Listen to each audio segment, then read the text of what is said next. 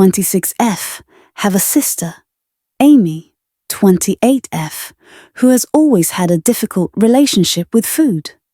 She was bullied as a kid and turned to food for comfort. As an adult, she still struggles with self-control, especially around things she finds appetizing. Our parents have never set boundaries with her around food, and that's carried into adulthood. She currently lives with them, and they do all the grocery shopping and cooking. My husband, 28 million, recently had a birthday, and I planned a surprise party. I sent him out of the house for a few hours so I could set up and ask my parents to come help. I specifically asked them not to bring Amy. Setting up involved putting out snacks, drinks, and a homemade cake with frosting. They showed up with Amy anyway, saying it wouldn't be fair to exclude her. I gave her a few small tasks and specifically asked her not to touch any of the food until guests arrived, but I was too busy to keep a constant eye on her.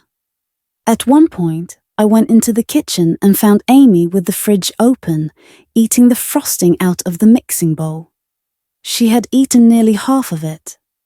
As soon as she saw me, she burst into tears and said she only meant to try a little, but couldn't stop. My parents heard us and came in. My mum said it wasn't that big of a deal since the cake was untouched and I still had enough frosting for a crumb coat. But I had planned to do specific cake decorations, and now there wasn't enough frosting. I didn't have the time or ingredients to make more. My dad suggested going to the store to buy a tub of pre-made frosting, saying it was the same thing. I explained my husband tries to avoid a lot of the ingredients found in store-bought frosting and wouldn't want that. My dad said to just not tell him since he wouldn't even know the difference. That suggestion was super frustrating to me. I told my parents that they couldn't convince me that this was no big deal, and that they had allowed this by not setting boundaries with Amy's binge eating and by bringing her to set up.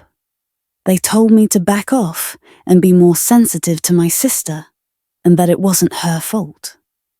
I responded by saying that I was more angry at them, because at least Amy felt bad while they were trying to downplay the situation. They got upset and said it wasn't fair to blame them for Amy's choices, and that she was an adult and they can't control her. They also said that they were trying to help by giving suggestions, and that I was being stubborn by shutting all of them down. They ended up leaving, and now they're giving me the silent treatment, even though Amy has apologized for eating the frosting. AITA for involving them in this.